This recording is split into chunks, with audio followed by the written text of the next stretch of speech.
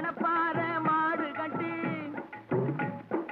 மாயவரம் ஏறு பூட்டி மணப்பாறை மாடு கட்டி மாயவரம் ஏறு பூட்டி வயக்காட்ட உழுது போடு சின்ன கண்ணு பசும் தழைய போட்டு பாடுபடு செல்ல கண்ணு ஆத்தூரு கிச்சடி சம்பா ஆத்தூரு கிச்சடி சம்பா பார்த்து வாங்கி வித விதைக்கு ஆத்தூரு கிச்சடி சம்பா பார்த்து வாங்கி வித விதைக்கு நாட்டை பறிச்சு நட்டு போடு சின்ன கண்ணு தண்ணியை ஏத்தம் புடிச்சு இறச்சி போடு செல்ல கண்ணு நாட்டை பறிச்சு நட்டு போடு சின்ன கண்ணு தண்ணியை ஏத்தம் புடிச்சு இறச்சி போடு செல்ல கண்ணு கருத நல்லா விளைய வச்சு மருத சில்லாட வச்சு கருத நல்லா விளைய வச்சு மருத சில்லாட வச்சு அறுத்து போடு களத்து மேட்டில சின்ன கண்ணு நல்லா அடிச்சு தூசி அளந்து போடு செல்ல கண்ணு பொதிய ஏற்று வண்டியில பொள்ளாச்சி சந்தையிலே பொதிய ஏற்று வண்டியில பொள்ளாச்சி சந்தையிலே விருதுநகர் வியாபாரிக்கு சின்ன கண்ணு. வேளாண் பெருமக்களுக்கு அன்பு வணக்கம். இன்றைய பொன்விளையும் பூமி நிகழ்ச்சியில் முதலில் வருவது வேளாண் செய்திகள், வேளாண் ஆலோசனை நேரம், வேளாண் சந்தை நிலவரம், வேளாண் வானிலை மற்றும் வேளாண் தொழில்நுட்பம். இன்றைய வேளாண் தொழில்நுட்ப பகுதியில் திண்டுக்கல் மாவட்டம் கால்நடை பல்கலைக்கழக பயிற்சி மற்றும் ஆராய்ச்சி மையத்தின் செயல்பாடுகள் குறித்து விரிவாக விவரிக்கின்றார் இம்மையத்தின் பேராசிரியர் மற்றும் தலைவர் டாக்டர் எஸ் சிவசீலன் அவர்கள். இனி தொடர்வது வேளாண் செய்திகள். வணக்கம். வேளாண் செய்திகள். முதலில் வருவது மாத்தி யோசிச்சேங்க. பகுதி 2. நாட்டுக்கோழி வளர்த்து பயனடைந்து வரும் திண்டுக்கல் மாவட்டம் அனுமந்தராயன் கோட்டை பகுதியைச் சேர்ந்த வேளாண்மையாளர் திருமதி ஏ ஜோய்சா மெர்சி அவர்கள் தரும் செய்திகள். வேளாண் ஆலோசனை நேரம்.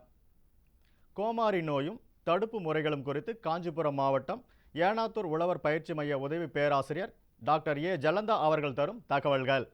இன்றைய வேளாண் சந்தையில் வேளாண் ஒழுங்குமுறை விற்பனை கூடங்களில் வேளாண் விளைபொருட்களின் விலை நிலவரம். கடலூர் உழவர் சந்தையில் காய்கறிகளின் இன்றைய விலை நிலவரம். கன்னியாகுமரி மாவட்டம் தோவாளை மலர் சந்தையில் வணிக மலர்களின் இன்றைய விலை நிலவரம். வேளாண் வானிலையில் தெற்கு மண்டலம் ஒன்றிற்கு உட்பட்ட மாவட்டங்களுக்கான சராசரி வானிலை அறிவிக்கை. உழவர் மற்றும் மீனவர்களுக்கான வானிலை முன்னறிவிப்பு. விரிவான செய்திகள். மாத்தி யோசிச்சேங்க. பகுதி 2. நாட்டுக்கோழி வளர்ப்பு நமது கிராமப்புற மக்களின் வாழ்வாதாரத்திற்கு உறுதுணையாக திகழ்ந்து வருகின்றது. மேலும் இவை குறைந்த முதலீட்டில் நல்ல லாபம் தரக்கூடிய தொழிலாகவும் உள்ளது. அந்த வகையில் நாட்டுக்கோழி வளர்த்து பயனடைந்து வரும் திண்டுக்கல் மாவட்டம் அனுமந்தராயன் கோட்டை பகுதியைச் சேர்ந்த வேளாண்மையாளர் திருமதி ஏ ஜோய்சா மெர்சி அவர்களை சந்தித்த போது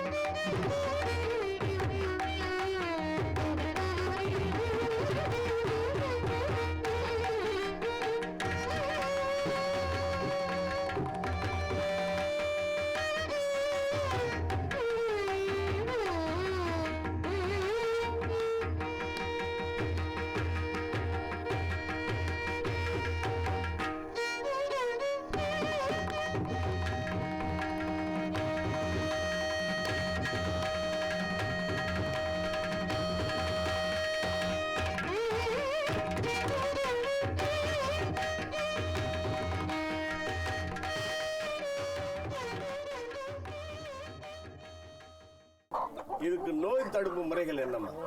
நோய் தடுப்பு முறைகள் அப்படின்னா 7th டே ஒரு லசோட்டா கொடுக்கணும் சார். சின்ன குஞ்சு வாங்கிட்டு வந்தாலே 7வது நாள் டாக்டர் கிட்ட போய் காட்டி இல்ல நம்மளே போட்டுக்கலாம். நமக்கு கொடுத்த இது இந்த போய் போடணும்னு சொல்லிட்டு நமக்கு சொல்லி கொடுத்துட்டாங்க. குழந்தைகளுக்கு மாதிரி இந்த வேக்சின் பயிற்சி எடுத்தீங்க வெட்டனரி இதுல போயிட்டு பயிற்சி எடுத்து வெட்டனரி யுனிவர்சிட்டில பயிற்சி எடுத்தீங்களா? எத்தனை நாள் பயிற்சிமா? 1 டே தான் சார். 1 டே வந்துட்டு இந்த நாட்டுக்கோழி எப்படி வளர்க்கறது பயிற்சி எடுத்தீங்க. எப்படி கோழி குஞ்சு எப்படி ப்ரூடிங் பொறிச்சோன்னே என்ன கொடுக்கணும், எப்போ வேக்சின் போடணும், என்ன மாதிரி தீவனம் கொடுக்கணும், அடுத்து வளர் பருவத்தில் எந்த மாதிரி தீவனம் கொடுக்கணும், அப்போ என்ன வேக்சின் போடணும், முட்டைக்கோழிக்கு எந்த மாதிரி தீவனம் கொடுக்கணும், அது எப்படி முட்டையெல்லாம் ஸ்டோர் பண்ணணும் அப்படிங்கிற மாதிரி ஃபுல்லாக. சரி, இப்போ இந்த கோழி என்ன வயசு இருக்குங்கம்மா அது? 18 நாள் சார். 18 நாள். சரிங்க. 18 நாள். இப்போ 7வது நாள் ஒன்று லசோட்டா கொடுக்கணும். அது என்ன மெடிசன்? அதான் சார் இது லசோட்டா சார். சரிங்க. இது எப்படி ஊற்றுவீங்க? இந்த மாதிரி ஒன்று கொடுப்பாங்க சார். இதை மட்டும் இது ரெண்டுமே வந்து சார் இதை வந்து இதில் ஆட் பண்ண பவுடர் ஃபார்மில் இருக்குது. சரிங்க. இது லிக்யூட். இதை வந்து இதுக்குள்ளே ஆட் பண்ணிவிட்டு திருப்பி எடுத்து விட்டுட்டு இதில் கேப் மாதிரி கொடுத்துருப்பாங்க. சரிங்க. இதை வச்சு கண்ணில் ஒரு ட்ராப்பாக கொடுக்கணும் சார். ஒரு ட்ராப். ஆமாம் சார். 7th டேல ஒரு ட்ராப், 21ல கண்ணில் மட்டும். ஆமாங்க சார். ஒரு கண்ணில் மட்டும் ஒரு ட்ராப் போடுங்க. ஒரு ட்ராப். ஆமாங்க சார்.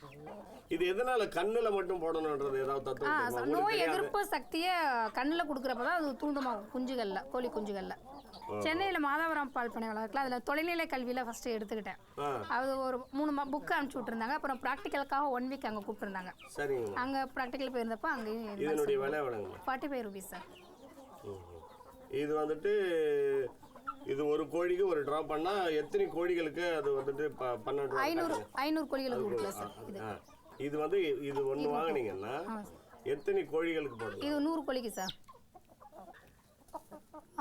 வேறு இன்ஜெக்ஷன் பண்ணுறது அடுத்து கண்ணில் போட்டுட்டு அடுத்து 60 டேஸில் வந்து ராணிக்கட்டுக்குன்னு சொல்லிட்டு ஒரு இன்ஜெக்ஷன் இந்த பக்கம் திருப்பி ரெக்கையில் இந்த இடத்துல 0.5 ml கொடுக்கணும் சார்.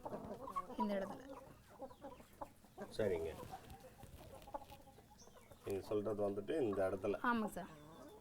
இப்போ நான் கேள்விப்பட்ட வகையில் ஒரு கோழிக்கு ஒரு ஏதாவது ஒரு நோய் வந்ததுன்னா எல்லா கோழியும் விழுந்துரும்னு வாங்கலாம். ஆமாம் சார். அந்த வெள்ளை கழிச்சலுக்கான அந்த ஃபஸ்ட்டு டோஸு அது 7ஆம் நாள் 21 நாள் இது ஃபைனல் தான் நம்ம ரெக்கையில் போடுறது. இது கொடுக்கல அப்படின்னா ஒரு கோழிக்கு வந்து எல்லாத்துக்கும் ஸ்ப்ரெட் ஆகும். இதெல்லாம் நம்ம கொடுத்துட்டோன்னா வந்தாலும் இதை ஆன்டிபயோட்டிக் கொடுத்து காப்பாற்ற முடியும். குழந்தைங்க மாதிரி வளர்க்குறீங்க. ஓகே. இது உங்களை விட்டு பிரியும் போது எப்படிங்கம்மா?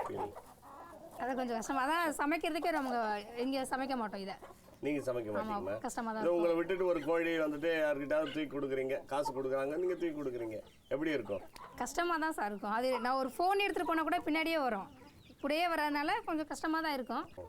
நான் போனால் கூடயே வருவாங்க.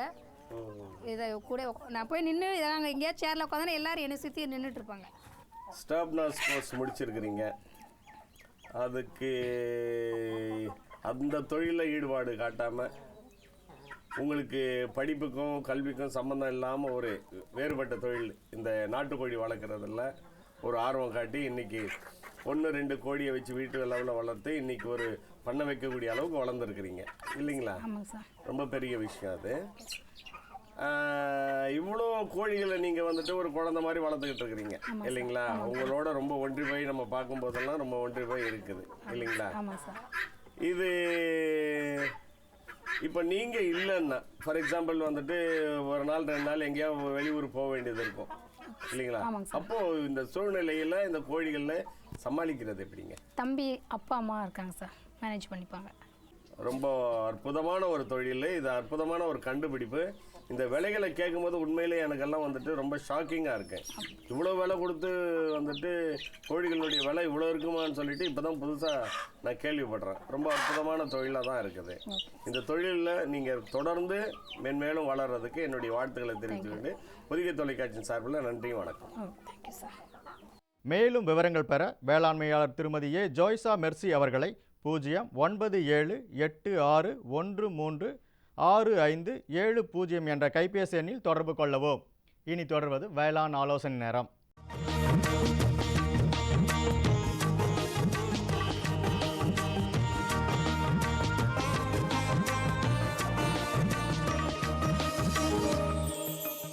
இன்றைய வேளாண் ஆலோசனை நேரத்தில் கோமாரி நோயும் தடுப்பு முறைகளும் குறித்து விவரிக்கிறார் காஞ்சிபுரம் மாவட்டம் ஏனாத்தூர் உழவர் பயிற்சி மைய உதவி பேராசிரியர் டாக்டர் ஏ ஜலந்தா அவர்கள். கோமாரி நோய்க்கு கால்கானை, வாய்க்கானை, கால் சப்பை, வாய் சப்பைன்னு வேறு பெயரும் உண்டு. இது பார்த்திங்கன்னா ஆப்தோ வைரஸ் என்னும் நச்சுயிரியால் ஏற்படும் நோய். இந்த நோய் கறவை மாடுகளை தாக்கி உயிரிழப்பு அதிக அளவில் இல்லை அப்படின்னாலும் இதனால் ஏற்படுற பொருளாதார இழப்பு ரொம்ப அதிகமாக இருக்கும். பண்ணையாளர்களுக்கு இது ஒரு பெரிய இழப்பாக இருக்கும்.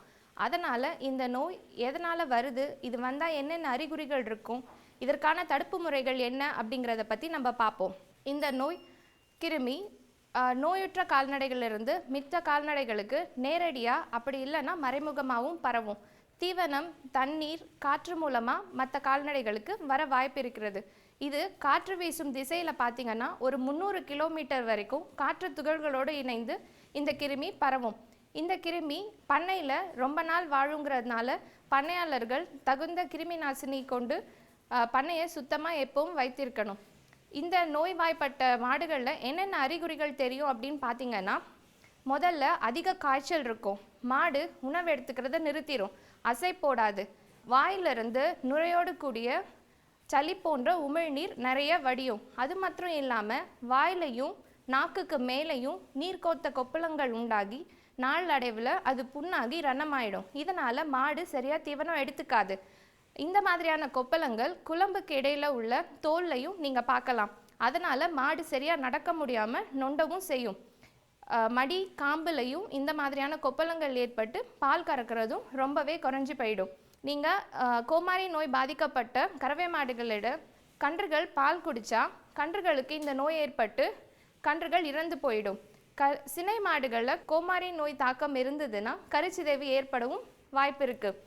இந்த நோய் வராமல் தடுத்து பண்ணையாளர்கள் அவங்களோட கால்நடைகளை எப்படிலாம் பாதுகாத்துக்கலாம் அப்படின்னு பார்த்தீங்கன்னா, மொதல் விஷயம், நம்ம கால்நடைகளோட நோய் எதிர்ப்பு சக்தியை அதிகரிக்கணும். அதுக்கு நீங்கள் என்ன பண்ணலாம் அப்படின்னா, தடுப்பூசி தவறாமல் போட்டுட்டு வரணும். முதல் 4 மாதத்தில் ஒரு தடுப்பூசியும் அடுத்த 5வது மாதத்தில் ஒரு தடுப்பூசியும் போட்டுட்டு வருஷத்துக்கு 2 முறை நீங்கள் தவறாமல் தடுப்பூசி போடணும். அது மாத்திரம் இல்லாமல் பொதுவான சுகாதார முறைகளை நீங்கள் பண்ணையில் கையாளணும். பிறந்த கன்றுக்குட்டிக்கு 6 மணி நேரத்துக்குள்ளே நீங்கள் தவறாமல் சீம்பால் கொடுக்கணும். அப்படி கொடுத்தீங்கன்னா அதோட நோய் எதிர்ப்பு சக்தி அதிகரிக்குங்க. நீங்கள் சரியான அளவு நச்சுத்தன்மையற்ற தீவனம் கொடுக்கணும், போதுமான அளவு இடவசதி கொடுக்கணும், மோசமான தட்பவெட்ப சூழ்நிலையிலிருந்து உங்களோட கறவை மாடை நீங்கள் காப்பாற்றிக்கணும். இந்த மாதிரியான தடுப்பு முறைகளை நீங்கள் பின்பற்றி வரணும். அது மட்டும் இல்லாமல் நோய் கிளர்ச்சி ஏற்பட்ட காலத்தில் சந்தையிலிருந்து கறவை மாடை வாங்குறத அறவே தவிர்த்துக்கணும். பாதிக்கப்பட்ட கால்நடைகளை தனியாக வச்சு பராமரிக்கணும். பாதிக்கப்பட்ட கால்நடையிலிருந்து நீங்கள் கன்றுக்குட்டிகளுக்கு பால் நேரடியாக கொடுக்கக்கூடாது. பண்ணையாளர்கள் அவங்களோட பண்ணையை கிருமி நாசினி கொண்டு தவறாமல் தினசரி சுத்தம் செய்யணும். அந்த மாதிரி சுத்தம் செய்யும்போது 3 அல்லது 4%, அதாவது 1 லிட்டர் தண்ணிக்கு 30 கிராம் இல்லை 40 கிராம் சோடியம் ஹைட்ராக்சைடு இல்லை பொட்டாசியம் ஹைட்ராக்சைடு கிருமி நாசினி கொண்டு நீங்கள் தினசரி பண்ணையை சுத்தம் செய்யணும். இது சுத்தம் செய்கிறதுக்கு முன்னாடி பண்ணையில் உள்ள சாணம் மித்த கழிவுகளை முதல்ல நீக்கிட்டு அதுக்கு பிறகு கிருமி நாசினி கொண்டு நீங்கள் சுத்தம் செய்யணும். அது மட்டும் இல்லாமல் வினிகர், ப்ளீச்சிங் பவுடர் போன்ற கிருமி நாசினிகளையும் நீங்கள் அப்படியே பண்ணை தொழுவத்தை சுத்தம் செய்வதற்கு நீங்கள் பயன்படுத்தலாம். நம்மளோட கறவை மாடுகளை வேறு மாடுகளோட மேய்ச்சலுக்கு அனுப்பக்கூடாது. வேறு மாடுகளும் நம்ம பண்ணைக்குள்ளே வரதை அனுமதிக்கக்கூடாது. அந்த மாதிரி நம்ம பார்த்துக்கிட்டோன்னா நோய் கிருமிகள் நம்ம பண்ணைக்குள்ளே வராமல் நம்ம தடுத்துக்க முடியும். இந்த மாதிரி நோயற்ற கால்நடைகளுக்கு ஏற்படும் அந்த புண் இருக்குது இல்லைங்களா, அதுக்கு என்ன பண்ணலாம் அப்படின்னா, கிளிசரின் களிம்பை தடவி விடலாம். அப்படி இல்லைன்னா பொட்டாசியம் பர்மாங்கனேட் என்னும் கிருமி நாசினியை நீங்கள் கரைசலாக்கி புண்ணு மேலே நீங்கள் தடவி விட்டிங்கன்னா அந்த புண்ணு சீக்கிரம் ஆறிடுங்க. கோமாரி நோய்க்கு நீங்கள் மூலிகை வைத்தியமும் செய்யலாம். என்ன பண்ணலாம் அப்படின்னு பார்த்தீங்கன்னா, 10 கிராம் கடுகு, 10 கிராம் வெந்தயம், 10 கிராம் சீரகம் எல்லாத்தையும் கொஞ்சம் நேரம் ஊற வச்சு நல்லா அரைச்சி, இது கூட ஒரு 10 கிராம் மஞ்சள், 10 பல்லு பூண்டு சேர்த்து அரைச்சிட்டு ஒரு முழு தேங்காயை நல்லா துருவி 3 வேளை 5 நாளைக்கு கொடுத்து வந்தீங்கன்னா, வாய் வழியாக இந்த மருந்தை நீங்கள் கொடுக்கணுங்க. கொடுத்து வந்தீங்கன்னா கோமாரி நோயிலேருந்து நம்ம கால்நடைகளை காப்பாற்றிக் கொள்ள முடியும். கோமாரி நோயினால் ஏற்பட்ட புண்ணுக்கு மூலிகை வைத்தியமாக என்ன பண்ணலாம் அப்படின்னா, துளசி இலை, குப்பைமேனி இலை, மருதாணியோட இலை, வேப்பிலை, இதெல்லாம் 10 இலை எடுத்துக்கோங்க. இதோட ஒரு 10 கிராம் மஞ்சளும் 10 பல்லு பூண்டும் சேர்த்து நல்லா அரைச்சி 1 லிட்டர் நல்லெண்ணெயில் காய்ச்சி இதை நீங்கள் ஏற்பட்ட புண்ணுக்கு தடவி விட்டீங்கனாலும் புண்ணு வராமல் நம்ம பாதுகாத்துக்கலாம். மேலும் விவரங்கள் பெற டாக்டர் ஜலந்தா அவர்களை 044-2726-4019 என்ற தொலைபேசி எண்ணில் தொடர்பு கொள்ளவும்.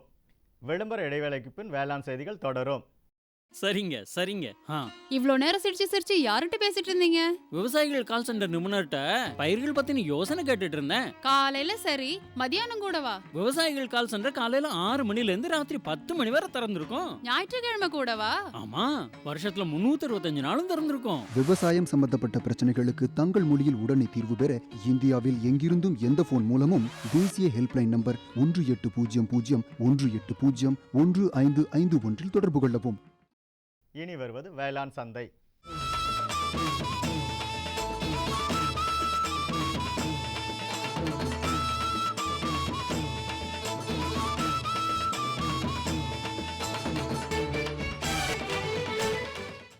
இன்றைய வேளாண் சந்தையில் தமிழ்நாடு ஒழுங்குமுறை விற்பனை கூடங்களில் வேளாண் விளைபொருட்களின் விலை நிலவரம்.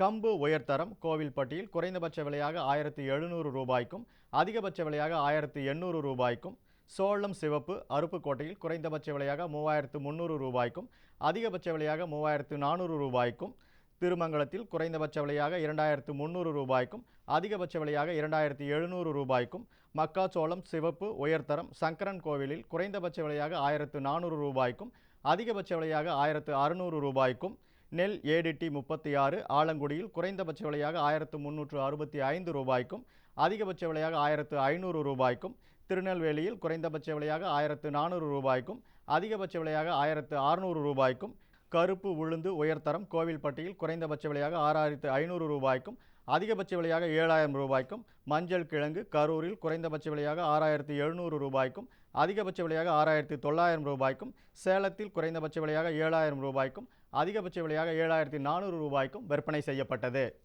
தொடரும் வேளாண் சந்தையில் கடலூர் உழவர் சந்தையில் காய்கறிகளின் இன்றைய விலை நிலவரம். கத்திரிக்காய் 1 கிலோ 30 ரூபாய்க்கும், வெண்டைக்காய் 1 கிலோ 40 ரூபாய்க்கும், அவரைக்காய் 1 கிலோ 50 ரூபாய்க்கும், புடலங்காய் 1 கிலோ 20 ரூபாய்க்கும், சின்ன வெங்காயம் 1 கிலோ 30 ரூபாய்க்கும், பெரிய வெங்காயம் 1 கிலோ 20 ரூபாய்க்கும், பச்சை மிளகாய் 1 கிலோ 20 ரூபாய்க்கும், தக்காளி 1 கிலோ 20 ரூபாய்க்கும், இஞ்சி 1 கிலோ 40 ரூபாய்க்கும், கருவேப்பிலை 1 கிலோ 30 ரூபாய்க்கும், கொத்தமல்லி 1 கிலோ 40 ரூபாய்க்கும், புதினா 1 கிலோ 30 ரூபாய்க்கும் விற்பனை செய்யப்பட்டது. கன்னியாகுமரி மாவட்டம் தோவாளை மலர் சந்தையில் வணிக மலர்களின் இன்றைய விலை நிலவரம். கத்திரி ரோஸ் 20 பூக்கள் கொண்ட பாக்கெட் விலை 20 ரூபாய்க்கும், மல்லிகை 1 கிலோ 800 ரூபாய்க்கும், முல்லை 1 கிலோ 600 ரூபாய்க்கும், கனகாம்பரம் 1 கிலோ 400 ரூபாய்க்கும், செண்டுமல்லி 1 கிலோ 100 ரூபாய்க்கும், வாடாமல்லி 1 கிலோ 60 ரூபாய்க்கும், பட்டன் ரோஸ் 1 கிலோ 120 ரூபாய்க்கும், துளசி 1 கிலோ 40 ரூபாய்க்கும், சம்பங்கி 1 கிலோ 300 ரூபாய்க்கும், அரளி 1 கிலோ 150 ரூபாய்க்கும், சாமந்தி 1 கிலோ 100 ரூபாய்க்கும், காக்கடா 1 கிலோ 300 ரூபாய்க்கும், கோழிக்கொண்டைப்பூ 1 கிலோ 60 ரூபாய்க்கும், விருச்சிப்பூ 1 கிலோ 100 ரூபாய்க்கும் விற்பனை செய்யப்பட்டது. இனி தொடர்வது வேளாண் வானிலை. இன்றைய வேளாண் வானிலையில் தெற்கு மண்டலம் ஒன்றுக்கு உட்பட்ட மாவட்டங்களான விருதுநகர், திருநெல்வேலி, தூத்துக்குடி ஆகிய மாவட்டங்களில் காற்றின் வெப்பநிலை அதிகபட்சமாக 34.6 டிகிரி செல்சியஸ் ஆகவும் குறைந்தபட்சமாக 20.3 டிகிரி செல்சியஸ் ஆகவும், காற்றின் ஒப்பு ஈரப்பதம் 67.5%ஆகவும், காற்றின் வேகம் மணிக்கு 3.9 கிலோமீட்டராகவும், மண்ணின் ஈரப்பதம் 15 சென்டிமீட்டர் ஆழத்தில் 24.5%ஆகவும், மண்ணின் வெப்பநிலை 15 சென்டிமீட்டர் ஆழத்தில் 27.2 டிகிரி செல்சியஸ் ஆகவும், மழை அளவு 0 மில்லிமீட்டராகவும், சூரிய கதிர்வீச்சு 492.9 கலோரி பர் சென்டிமீட்டர் ஸ்கொயராகவும், வளிமண்டல அழுத்தம் 904 ஹெக்டா பாஸ்கல் அளவாகவும், இலையின் ஈரப்பதம் மணிக்கு 4.8ஆகவும் இருந்தது. வானிலை முன்னறிவிப்பு. உழவர்களுக்கான வானிலை முன்னறிவிப்பு. தமிழகம் மற்றும் புதுச்சேரியில் வறண்ட வானிலையே நிலவக்கூடும். மீனவர்களுக்கான வானிலை முன்னறிவிப்பு. தமிழகம் மற்றும் புதுச்சேரி கடலோர பகுதிகளில் எச்சரிக்கை எதுவும் இல்லை. இத்துடன் இன்றைய வேளாண் செய்திகள் நிறைவு பெறுகிறது. மீண்டும் நாளைய வேளாண் செய்திகள் சந்திப்போம். வணக்கம்.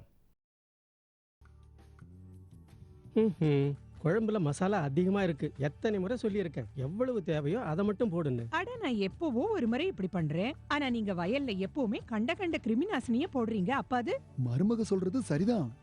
பாரு, வயல்ல எத்தனை தேவையோ அத்தனை மருந்து தான் போடணும். நினைவுல வையுங்க, கிருமிநாசினி விஷத்தன்மை கொண்டது. டப்பாவுல எழுதப்பட்டிருக்கும் அளவுல தான் மருந்த போடணும். முதலில் பேரோமோன் ட்ராப், லைட் ட்ராப், உதவும் கிருமிகள், உயிரி கிருமிநாசினி ஆகியவற்றை பயன்படுத்த வேண்டும். அவசியம் ஏற்பட்டால் மட்டுமே ரசாயன கிருமிநாசினியை பயன்படுத்த வேண்டும். தெளிப்பை காலை மாலை கையுறை, மாஸ்க் மற்றும் உடலை முழுவதும் மூடும் உடை அணிந்து செய்யுங்கள். காற்றின் திசையில் தெளிக்கும் போது பின்னால் செல்லவும். மருந்தின் டப்பா தெளிக்கும் கருவியை பாதுகாப்பான இடத்தில் வையுங்கள். இப்ப கொஞ்சம் புரிஞ்சுதா? புரிஞ்சுக்கிட்டேன் ராணி. இனிமே தப்பு பண்ண மாட்டேன். மருமக உனக்கு தண்ணி காட்டிட்டா இல்ல.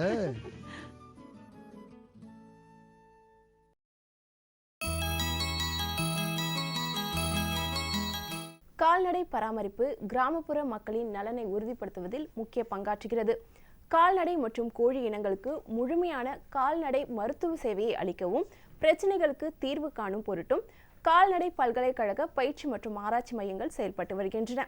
அந்த வகையில் திண்டுக்கல் மாவட்டம் கால்நடை பல்கலைக்கழக பயிற்சி மற்றும் ஆராய்ச்சி மையத்தின் செயல்பாடுகள் குறித்து விரிவாக விவரிக்கின்றார் இம்மையத்தின் பேராசிரியர் மற்றும் தலைவர் டாக்டர் எஸ் சிவசீலன் அவர்கள்.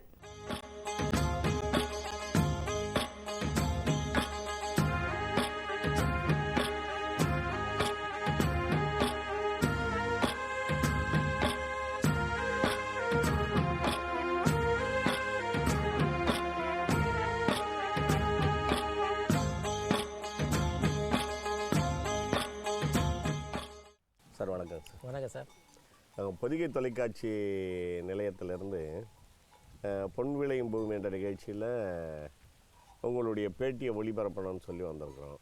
திண்டுக்கல் மாவட்டத்தில் உங்களுடைய பணிகள் என்னவாக இருக்கும் சார்? சார், தமிழ்நாடு கால்நடை மருத்துவர்கள் பல்கலைக்கழகத்தில் பயிற்சி மற்றும் ஆராய்ச்சி மையம் ஒவ்வொரு மாவட்டத்திலையும் இருக்குது. அது மாதிரி நம்ம திண்டுக்கல் மாவட்டத்துக்கு சென்று என்னுடைய பேர் டாக்டர் சிவசீலன், ப்ரொஃபஸர் ஹெட்டாக இருக்கிறேன். எங்கள் அலுவலகத்தில் நான் இல்லாமல் 2 உதவி பேராசிரியர் இருக்கிறாங்க. ஒருத்தர் வந்து ராமகிருஷ்ணன், இன்னொருத்தர் தாஸ் பிரகாஷ். இந்த பேர்லேயே பார்த்தீங்கன்னா பயிற்சி மற்றும் ஆராய்ச்சி 2 தான் எங்களுடைய வேலைகள். பயிற்சி அப்படின்னா கால்நடை சம்மந்தமான அனைத்து விதமான பயிற்சியும் நாங்கள் கொடுக்குறோம். உதாரணமாக சொல்லணுன்னா கறவை மாடு வளர்ப்பு, செம்மறி ஆடு, வெள்ளாடு, காடை வளர்ப்பு, நாட்டுக்கோழி வளர்ப்பு, வான்கோழி வளர்ப்பு, இறைச்சி மற்றும் இறைச்சி பொருட்கள், பால் மற்றும் பால் பொருட்கள், இதெல்லாம் வந்து படித்துவிட்டு வேலையில்லாமல் இருக்கக்கூடிய இளைஞர்கள், தொழில் முனைவோர் எல்லாத்துக்கும் பயிற்சி கொடுக்குறோம். பயிற்சி முடித்ததுக்கப்புறம் அவங்களுக்கு நாங்கள் ஒரு சான்றிதழ் சர்டிஃபிகேட் கொடுக்குறோம். அது அவங்களுக்கு வந்து பேங்க்கில் லோன் வாங்குறதுக்கு வசதியாக இருக்கும். அதுக்கப்புறம் ப்ராஜெக்ட் ரிப்போர்ட்டு, திட்ட அறிக்கையை கொடுக்குறோம். அதுக்கப்புறம் வந்து அவங்க இடத்தையே பார்வையிட்டு தண்ணியெல்லாம் டெஸ்ட் பண்ணிவிட்டு மாடு வாங்கணும் ஆடு வாங்கணும் அப்படின்னா இந்த தொழில்நுட்ப உதவிகளையும் நாங்கள் செய்கிறோம். ஆராய்ச்சி அப்படின்னாக்கா இந்த கால்நடையில் வரக்கூடிய நோய்களை பற்றி ஆய்வு பண்ணுறோம். இந்த ஃபீல்டில் வேலை பார்க்கக்கூடிய இந்த டாக்டர்களுக்கு தேவையான உதவிகளையும் நாங்கள் செய்துட்ருக்கோம். இதை தான் சார் நாங்கள் பண்ணிகிட்ருக்கோம். இப்போது நான் உங்ககிட்டேருந்து தெரிஞ்சுக்க விரும்புகிறதுன்னா, கால்நடை பராமரிப்புன்றது வந்துட்டு காடை வளர்ப்பு, ஆடு வளர்ப்பு, மற்றபடி வேறு முயல் வளர்ப்பு, ஈவன் பன்னி வளர்ப்பு, இந்த மாதிரி பல தொழில்களை நீங்கள் வந்துட்டு விவசாயத்தை சார்ந்து பண்ணிக்கிட்டு இருக்கிறீங்க. ஆமாம் சார். எனக்கு குறிப்பாக உங்ககிட்டேருந்து என்ன தெரிஞ்சுக்க விரும்புகிறேன்னு சொன்னால், இந்த மாடு வளர்ப்பு, அதாவது பசுமை புரட்சின்னு சொல்லுவாங்களே, அந்த மாதிரி வெண்மை புரட்சிக்கு எப்படி உங்களுடைய பங்களிப்பு என்னவாக இருக்கும் சார்? அதாவது முதலெல்லாம் நம்ம நாட்டு மாடுகளை வச்சு வளர்த்துட்டு இருந்தோம். அதாவது எண்ணிக்கை வந்து அதிகமாக இருக்குமே தவிர உற்பத்தி வந்து ரொம்ப குறைவாக தான் இருந்தது. ஏன்னா ஒரு மாடு வந்து 1 லிட்டர் 1.5 லிட்டர் தான் கறக்கும். இன்றைக்கி வந்து நம்ம வீரியம் கூடிய அயல்நாட்டு மாடுகளை வாங்கி வளர்த்துட்ருக்குறோம். உதாரணமாக சொல்லணும் அப்படின்னா ஹோல்ஸ்டெயின் ஃப்ரீஷியன் அப்படின்ற மாடு, ஜெர்சி, 2 தான் இன்றைக்கி நம்ம விவசாயிகளை வளர்க்க சொல்கிறோம். எல்லா விவசாயிகளும் அதை தான் வளர்க்குறாங்க. அது ஏன்னு கேட்டிங்கன்னா ஒரு மாடு சராசரியாக ஒரு 15-20 லிட்டர் வரைக்கும் பால் கொடுக்கும். அப்போ ஒவ்வொருத்தரும் அதிகமாக உற்பத்தி பண்ணும்போது வெண்மை புரட்சி வந்துருச்சு. இன்றைக்கி வந்து பார்த்திங்கன்னா இந்தியா உலக அளவில் அதிகமாக பால் உற்பத்தி செய்யக்கூடிய நாடு அப்படின்ற பெருமையை அடைஞ்சிருக்கு. இதுக்கு காரணம் இந்த 2 மாடுகள் தான், ஜெர்சி அண்ட் ஃப்ரீஷியன். இதில் ஆர்டிஃபிஷியல் இன்செமினேஷன், அதாவது செயற்கை முறை கருவூட்டல் அப்படின்றதையும் கொண்டு வந்து காளை மாடுகளை தனியாக வச்சுட்டு அதில் இந்திரியத்தை எடுத்து இதுக்கெல்லாம் நாங்கள் கொடுத்து நிறைய கண்ணுக்குட்டிகளையும் கலப்பின கண்ணுக்குட்டிகளையும் உருவாக்கி அதிகமான அளவுக்கு பால் உற்பத்தி பண்ணதுனால இது வெண்மை புரட்சியாக மாறி இருக்குது சார். அதுக்கப்புறம் நாங்கள் என்ன விவசாயிகளுக்கு அறிவுறுத்துகிறோம் அப்படின்னா, அந்த விவசாயி வந்து வருஷம் ஒரு கன்றை எடுக்கணும். எடுத்தாருன்னா அவருக்கு தொடர்ச்சியாக பால் கிடச்சிக்கிட்டே இருக்கும். அதுதான் அவருக்கும் லாபகரமானது. ஆமாம், 1.5 வருஷத்தில் நம்ம இன்செமினேஷன் பண்ணணும் அப்படின்னாக்கா 2.5 வயசில் குட்டி போடும். அதுக்கப்புறம் பார்த்தீங்கன்னா ஒரு சுமார் 3லிருந்து 5 வருஷத்துக்கு அந்த மாட்டை நம்ம வச்சுக்கலாம். அது வந்து பால் ஏறிக்கிட்டே தான் இருக்கும். உதாரணமாக சொல்லணுன்னா முதல் ஈத்தில் வந்து ஒரு 10 லிட்டர் அப்படின்னா அடுத்த ஈத்துக்கு ஒரு 12, அதுக்கடுத்து ஒரு 14, 15, அப்புறம் 5 வருஷத்துக்கு அவர் வந்து பால் எடுத்துக்கிட்டே இருக்கலாம். அதனால் முதல்ல ஒரு 2.5 வருஷத்துக்கு அவருக்கு சிரமம் தான். ஆனால் பால் கிடைக்க ஆரம்பிச்சிருச்சுன்னா டெய்லி அவருக்கு பணம் கிடச்சிக்கிட்டே இருக்கும். அதனுடைய ஆயில் எவ்வளோங்க சார்? ஆயில் 25 வருஷம் வரைக்கும் ஒரு பசு இருக்கும். ஆனால் அது வரைக்கும் நம்ம மெயின்டைன் பண்ண முடியாது. ஏன்னு கேட்டிங்கன்னா ஒரு 3 வயசு இல்லை குட்டி போட ஆரம்பிச்சிச்சுன்னா ஒரு 5 குட்டி 6 குட்டி வரைக்கும் பால் ஏறிக்கிட்டே போகும். அதுக்கப்புறம் வந்து ஒரு 2 ஈத்துக்கு வந்து பால் அப்படியே நிற்கும். அதுக்கப்புறம் இறங்க ஆரம்பிச்சிடும். அப்போ முதல் கன்று போட்டு ஒரு 5 ஈத்து இல்லை ஒரு 6 ஈத்து வரைக்கும் நம்ம வச்சுக்கிட்டோன்னா லாபகரமாக இருக்கும். அதுக்கப்புறம் வச்சுருந்தோம் அப்படின்னா நம்ம போடக்கூடிய செலவு வந்து அதிகமாகும், பால் கம்மியாயிரும். அதனால் அது ஆயில் காலம் முழுசும் நம்ம மெயின்டைன் பண்ணோம்னா நமக்கு அந்த லாபகரமாக இருக்காது. ஏற்று கறவைன்னு சொல்லுவாங்க. அந்த ஒரு 3 கறவை 4 கறவை 5வது கறவை வரைக்கும் நம்ம வைக்கிறது எக்கனாமிக்கலி வையபுளாக இருக்குங்க. நீங்கள் பயிற்சின்றது எவ்வளோ காலம் பயிற்சி வந்து நாங்கள் ஆன் கேம்பஸ்ன்னு சொல்லுவோம். எங்கள் அலுவலகத்தில் 2 நாள் பயிற்சி, இல்லை ஆஃப் கேம்பஸ்னால் விவசாயிகளை விரும்புனாங்கன்னா அவங்க ஊரில் ஒரு 20 பேர் 30 பேர் இருந்தாங்கன்னா அவங்க ஊர்லேயே வந்து 2 நாள்லேருந்து 3 நாள் பயிற்சி கொடுப்போம். இந்த டான்வாசனுடைய பங்களிப்பு இந்த மாடு வளர்ப்பு, இந்த மாடுகள் பண்ணை வச்சுக்கிறது, பால் உற்பத்தியை பெருக்கணுன்ற எண்ணத்தில் உங்களுடைய பங்களிப்பு இருக்குது. ஆமாம்.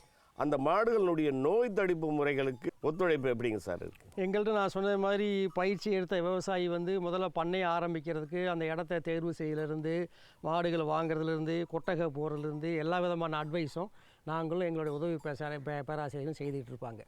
அதுக்கப்புறம் நாங்கள் அங்கே ட்ரைனிங் கொடுக்கும்போதே சொல்லுவோம் எந்தெந்த வியாதிகளுக்கு நீங்கள் தடுப்பூசி போடணும் அப்படிங்கிறதையும் சொல்லுவோம். அவங்க போட்டுக்குவாங்க. இதுக்கு இடையிலையும் அவங்களுக்கு வேறு விதமான நோய்கள், உதாரணமாக ஒரு மாட்டுக்கு மடிவீக்க நோய் வந்துடுது அப்படின்னா அவங்க உடனே என்ன பண்ணுவாங்க, எங்களை அணுகி சார் இந்த மாதிரி இருக்குது அப்படின்னா என்ன மருத்துவம் செய்யணும் அப்படிங்கிறத அந்த ஊரில் உள்ள ஒரு கால்நடை மருத்துவர் மூலமாக அதை சரி செய்து அவங்க மாட்டை காப்பாற்றுறதுக்கு உண்டான முயற்சிகளை நாங்கள் செய்கிறோம் சார். சரிங்க.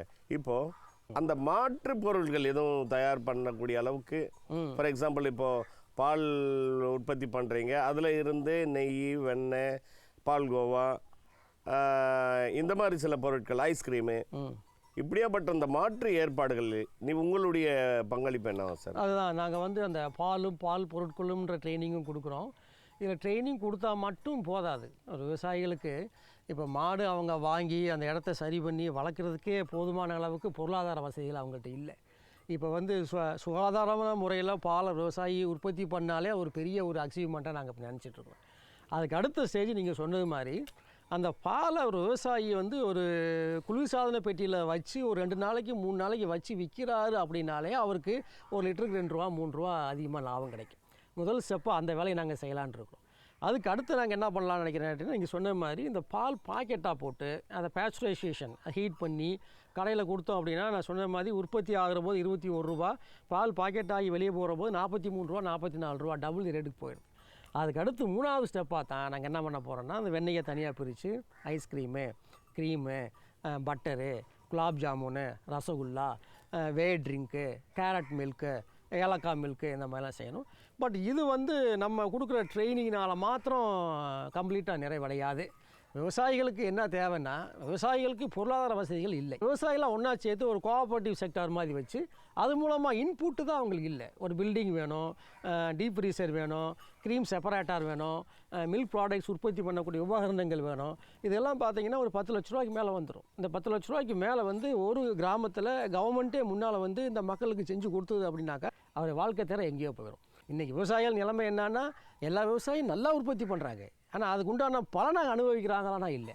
அந்த பலனை அனுபவிக்கிறதுக்கு நம்ம முன்னே வந்து அவங்களுக்கு ஏதாவது செஞ்சாகணும் சார். உங்களுடைய எண்ணம் ஈடேற பொதிகை தொலைக்காட்சியின் சார்பில் எங்களுடைய வாழ்த்துக்கள். நன்றி, வணக்கம். நன்றி சார், நன்றி. மேலும் விவரங்கள் பெற டாக்டர் எஸ் சிவசீலன் அவர்களை 09442937227 என்ற கைபேசி எண்ணில் தொடர்பு கொள்ளலாம்.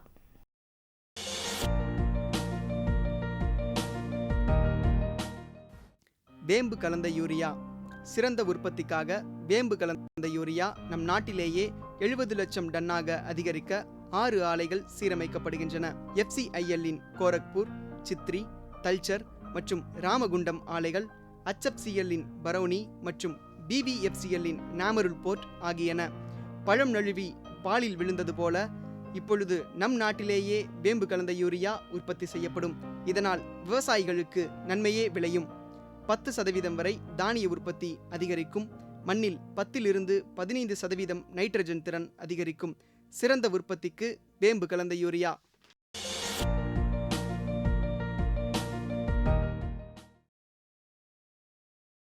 ஒன்பது 2/2017 வியாழக்கிழமை அன்று பொன் விளையும் பூமி நிகழ்ச்சியில் மாத்தி யோசிச்சேங்க. கறவை மாடு வளர்த்து பயனடைந்து வரும் காஞ்சிபுரம் மாவட்டம் ஓழையூர் கிராமத்தை சேர்ந்த வேளாண்மையாளர் திரு டி உத்ரகுமார் அவர்கள் தரும் செய்திகள். வேளாண் ஆலோசனை நேரத்தில் கோயம்புத்தூர் தமிழ்நாடு வேளாண்மை பல்கலைக்கழகம் வழங்கும் வேளாண் மண்டலங்களுக்கான வேளாண் அறிவுரை, வேளாண் தொழில்நுட்ப பகுதியில் கால்நடைகளில் ஏற்படும் குழம்புகளின் பாதிப்புகள் மற்றும் அதன் பராமரிப்பு முறைகள் குறித்து தஞ்சாவூர் மாவட்டம் ஒரத்தநாடு கால்நடை மருத்துவக் கல்லூரி மற்றும் ஆராய்ச்சி நிலைய உதவி பேராசிரியர் டாக்டர் H. புஷ்கின்ராஜ் அவர்கள் தரும் விளக்கம் ஆகியன இடம்பெறும். மீண்டும் நாளைய பொன் விளையும் பூமி நிகழ்ச்சியில் சந்திப்போம். நன்றி, வணக்கம்.